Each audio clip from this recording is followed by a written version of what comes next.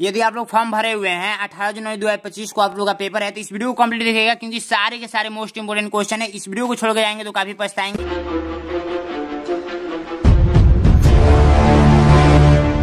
First question कह रहा है कि यदि 3 क्रमागत संख्याओं का योगफल 15 है तो बीच वाली संख्या का वर्ग बता दीजिए। क्रमागत संख्या किसे बोलेंगे? सबसे पहले ये जानिए, क्रमागत ठीक है, क्रमागत संख्या किसे बोलेंगे ये सबसे पहले आप सभी को पता होनी चाहिए। ठीक है, तो क्रमागत संख्या उसे बोलते हैं जैसे क्रम से आने वाली संख्या को हम लोग क्रमागत बोलते हैं, जैसे 1 2 3 2 4 6, ठीक है, 5 6 7 ऐसे करके क्रम से आनी चाहिए, ये बात आप लोग याद रखेंगे। ठीक है, तो अब करेंगे कैसे, ध्यान समझिए। पहली संख्या मान लीजिए, माना, ठीक है, माना पहली संख्या इसको मानकर ही लगाना पड़ेगा। ठीक है, पहली संख्या x मान लीजिए, ठीक है, x मान लीजिए, और दूसरी संख्या मान लीजिए कितना, दूसरी संख्या आप लोग मान लीजिए x + 1 मान लीजिए, और तीसरी मान लीजिए भाई साहब, तीसरी मान लीजिए x + 2 मान लीजिए। ठीक है, तो ये क्रम से आप लोगों का आ रहा है, क्रम से आ रहा है, और इसी क्रम का योगफल दे रखा है, योगफल आप लोग का 15 दे रखा है। तो x + 1 + x + 2 का योगफल कितना दे रखा है आप लोग का 15 दे रखा है। अब इसको सॉल्व करेंगे तो ऐसा जोड़ जानते हैं ना, x एक साथ जुटेगा और जो अंक वाला डिजिट वाला है वो एक साथ जुटेगा, तो ये हो जाएगा 3x और प्लस का ये हो जाएगा 3, अब बराबर में हो जाएगा 15।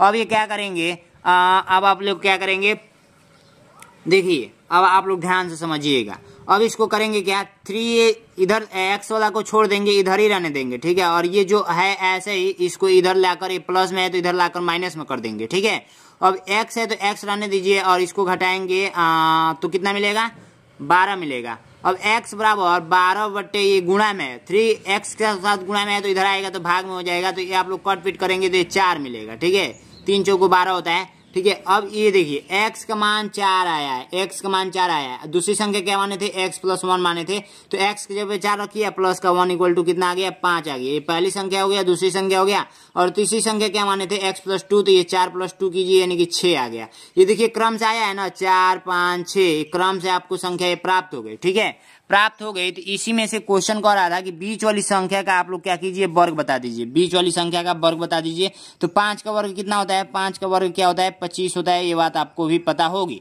ठीक है, तो राइट आंसर आप लोग का बी नंबर हो जाएगा। ठीक है, नेक्स्ट क्वेश्चन देखेंगे, यदि किसी त्रिभुज की भुजाएं क्रमशः 5 सेमी एवं 3.5 सेमी एवं 6 सेमी हो तो त्रिभुज होगा। देखिए अब आप लोग ध्यान से समझिएगा, देखिए कहने का मतलब क्या है, यदि किसी त्रिभुज की भुजाएं क्रमशः 5 सेमी, अगर मान लीजिए कोई त्रिभुज है, ठीक है, त्रिभुज है, तो ये दिया है 5 सेमी, ठीक है, और ये दिया है मान लीजिए 3.5 सेमी, ये दिया है 6 सेमी। ठीक है, ये अलग अलग है ना। तो अब देखिए आप लोग जब त्रिभुज पढ़ेंगे तो त्रिभुज किसे बोलेंगे, 3 आकृतियों से घिरा हुआ, घिरी हुई आकृति को हम लोग क्या बोलेंगे, 3 रेखाओं से घिरी हुई आकृति को हम लोग त्रिभुज बोलेंगे। ठीक है, यानी कि ये देखिए घिरा, ये भी घिरा, जैसे भी घिर रहा है ना, तो ये सारे क्या है, त्रिभुज हैं। ठीक है, तो त्रिभुज के प्रकार में होता है, त्रिभुज के प्रकार में ध्यान से आप लोग देखेंगे, त्रिभुज के प्रकार जब त्रिभुज पढ़ेंगे ना, तो त्रिभुज का परिभाषा तो मैंने बता दी है, 3 रेखाओं से घिरी हुई आकृति को हम लोग त्रिभुज बोलते हैं।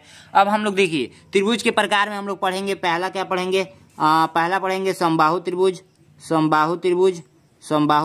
ठीक है, समबाहु त्रिभुज। ठीक है, तो समबाहु त्रिभुज में क्या होता है, समबाहु त्रिभुज में आप सभी का जिसकी सारे भुजाएं क्या होती हैं, बराबर होती हैं। ये देखिए ये भी बराबर, ये भी बराबर, ये भी बराबर, मान लीजिए 5 सेंटीमीटर है तो ये भी 5 सेंटीमीटर, ये भी 5 सेंटीमीटर। ठीक है, यानी कि टोटल बराबर होता है। और दूसरा में क्या होता है, समद्विबाहु त्रिभुज पढ़ेंगे, समद्विबाहु त्रिभुज।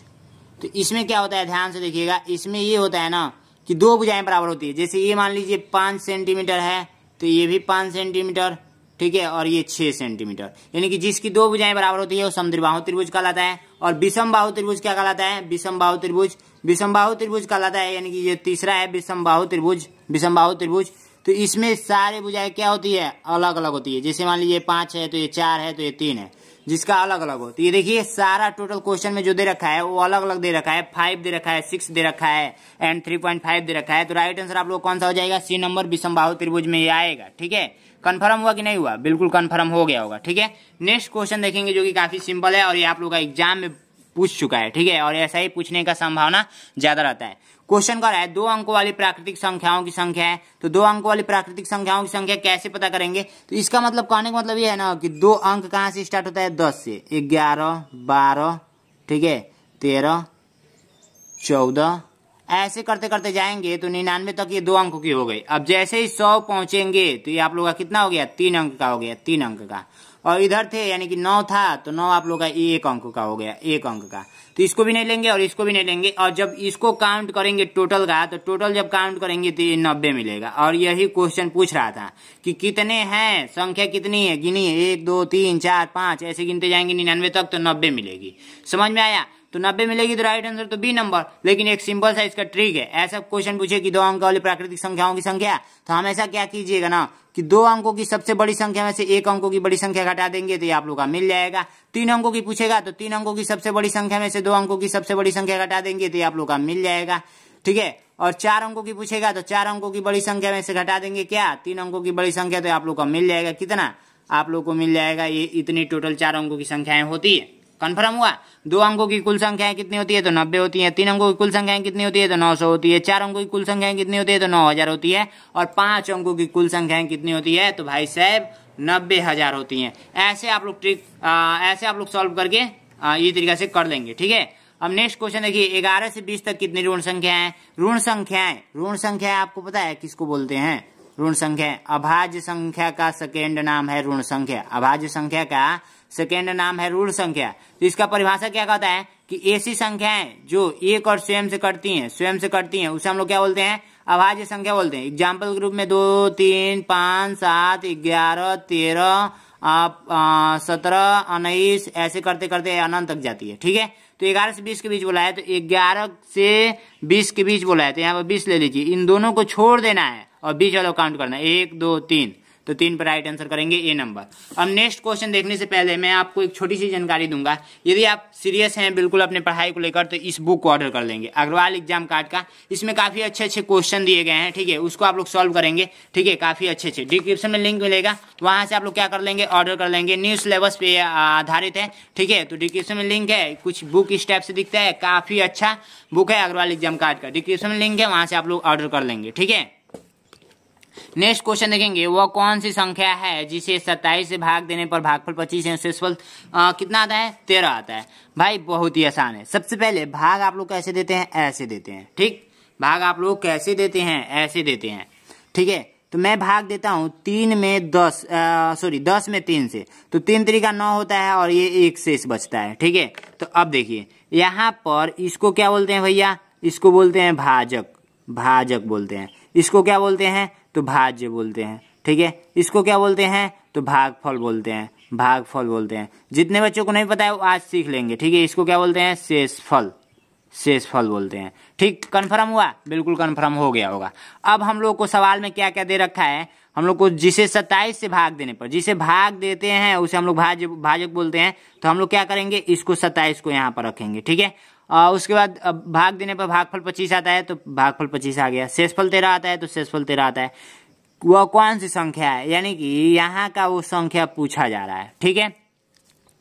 पूछा जा रहा है, अच्छी बात है, ये बात आपको पता चल गया कि यहाँ की संख्या पूछा जा रहा है। लेकिन अब निकालेंगे कैसे? दूसरा एक छोटा सा एग्जाम्पल लेते हैं। जैसे मैं इसी को ले लूँ, 10 में 3 से भाग दिया, तो ये हम लोग को जो देखने को मिला वो मिला आप लोगों को ऐसे। अब मैं इसको क्या करता हूँ? बंद कर देता हूँ। अब मैं आपसे पूछूंगा कि यहाँ पर क्या था? यहाँ पर आप बता दीजिए क्या था। तो नहीं बता पाएंगे। बहुत ही सिंपल है। यदि इसका इसके साथ गुणा करा देंगे, ठीक है, और इसको लाकर इसमें जोड़ देंगे तो आप लोगों को पता चल जाएगा। यानी कि 3 गुणे 3 कर देंगे या प्लस का 1 कर देंगे तो 10 यहाँ का राइट आंसर पता चल जाएगा। वैसे ही इसमें कीजिए, इसको इसके साथ गुणा कर देंगे और इसको जोड़ देंगे तो कन्फर्म हो जाएगा। देखिए कैसे, 27 गुणे 25 कर देंगे, आप प्लस का 13 कर देंगे तो कन्फर्म हो जाएगा। तो इसको गुणा कर लेते हैं। तो 27 गुणे हम लोग 25 करेंगे तो 5 7 35 का 5, 3 5 दूना 10, 13 7 14, 1 4 5, ठीक है। 5 7 6 675, 675 में 13 जोड़ेंगे तो ये आप लोग का होगा 8 8 ठीक है 688। ये मैंने शॉर्टकट में कैसे किया, क्योंकि इतना फास्ट किया कि आपको खुद समझना है कैसे मैंने किया। 688 राइट आंसर आप लोग का सी नंबर हो जाएगा। नेक्स्ट क्वेश्चन देखेंगे, वह संख्या जिसमें 8, 12, 15 से विभाजित करने पर प्रत्येक बार 3 शेष रहता है, निम्नलिखित में से कौन सा है। ठीक है, तो अब आप लोग क्या करेंगे ना, 3 शेष रहता है हमेशा, तो सिंपल सा एक ट्रिक जानिए। जब भी इस टाइप का क्वेश्चन पूछेगा तो हमेशा क्या करेंगे, एलसीएम निकाल कर आप प्लस कर लेंगे जो शेषफल बच रहा है। ठीक है, शेषफल बच रहा है, यानी कि एलसीएम आप प्लस शेषफल, आप लोग का राइट आंसर हो जाएगा। याद रखेंगे इतनी बात। ठीक है, तो देखिए हम लोग क्या करते हैं, सबसे पहले इसका एलसीएम निकालते हैं। ठीक है, तो एलसीएम आप लोग इससे छोटे क्लास में पढ़े होंगे, बिल्कुल पढ़े होंगे। पढ़े हैं कि नहीं पढ़े हैं, बिल्कुल पढ़े हैं। तो इसको सबसे पहले 2 से कट करते हैं तो ये 4 मिलता है, 6 मिलता है, 15 मिलता है। ठीक है, 2 से फिर से कट करते हैं तो 2 मिलता है, 3 मिलता है, 15 मिलता है। अब मैं आपको एलसीएम नहीं ना सिखाऊंगा, आप लोग यूट्यूब पे सर्च करेंगे एलसीएम और एचसीएफ और वो वाला चैप्टर पढ़ लेंगे तो एलसीएम निकालना आ जाएगा। ठीक है, तो ये आप लोग का 1, 3, 15। ठीक है, अब 3 से कट करेंगे तो 1, 1, 5, 1, 1, 1, 5, 3, 15, 15, 30, 60, 120। 120 आप लोग का एलसीएम मिला है। 120 में प्लस का क्या करेंगे, 3 जोड़ देंगे तो आप लोग कितना मिला, 123 मिला। राइट आंसर कहीं दिख रहा है, 123 सी नंबर में दिख रहा है। तो इससे आसान कुछ हो सकता है, नहीं हो सकता है। नेक्स्ट क्वेश्चन है, निम्नलिखित में से संख्याओं में से कौन सी संख्या 4 से पूरी भाग लग जाएगी। तो 4 से भाग लगाना है, तो 4 की विभाज्यता का नियम यदि आपको पता है तब भी कर लेंगे, और नहीं पता है तो आप लोग क्या करेंगे, डायरेक्ट आप लोग क्या करेंगे, भाग देकर ट्राई करेंगे। इसमें 4 से इसमें भाग दीजिए तो जाएगा, भाग दे लीजिएगा साइड में, निम्नलिखित में कौन सी, हाँ ठीक है, 4 से भाग देकर देख लेंगे, 4 से भाग देकर देख लेंगे, 4 से भाग देकर देख लेंगे, 4 से भाग देकर देख लेंगे। जिसमें संपूर्ण से भाग चला जाएगा, शेषफल नहीं बचेगा, वही राइट आंसर हो जाएगा। ठीक है, तो हमारे हिसाब से कौन से ऑप्शन में जाएगा, तो जो लास्ट वाला कटता है 4 से, यानी कि इसमें चला जाएगा। ठीक है, 2 डिजिट लास्ट कर लेते हैं, 4 से भाग देकर देखते हैं, जो कट जाता है उसी में भाग जाता है, तो ये वाला कट जाएगा। ठीक है, तो आप लोग राइट आंसर बी नंबर। प्रथम 2 अभाज्य संख्याओं का योगफल, तो अभाज्य संख्या मैंने अभी बताया भाई, अभाज्य संख्या किसे बोलते हैं। अभाज्य संख्या वे संख्या यानी कि जो एक और स्वयं से कटती हैं उसे हम लोग अभाज्य संख्या बोलते हैं। एग्जाम्पल ग्रुप में 2, 3, 5, 7, 11, 13, 17, 19 ऐसे आप लोग का 23 ऐसे करते करते अनंत तक जाता है। और मैंने इतना क्यों लिखा, क्योंकि इतना आप लोग को कम से कम याद होनी चाहिए। प्रथम का 2 बोला है तो इसको और इसको ले लेंगे, शुरुआत का 2, प्रथम का मतलब शुरुआत, प्रथम का मतलब शुरुआत का 2, तो इसको जोड़ेंगे तो योगफल का मतलब होता है जोड़ दीजिए। योग का मतलब मैंने क्या बताया, योग का मतलब जोड़ दीजिए, तो ये 5 मिला। योग का मतलब होता है जोड़ना। ठीक है, तो जोड़ दीजिए तो 5 आप लोग का राइट आंसर कौन सा, बी नंबर। ठीक है, तो इस वीडियो में यहीं तक। Thank you so much. इस वीडियो को अधिक से शेयर कीजिएगा और अपने दोस्तों में फैला दीजिए।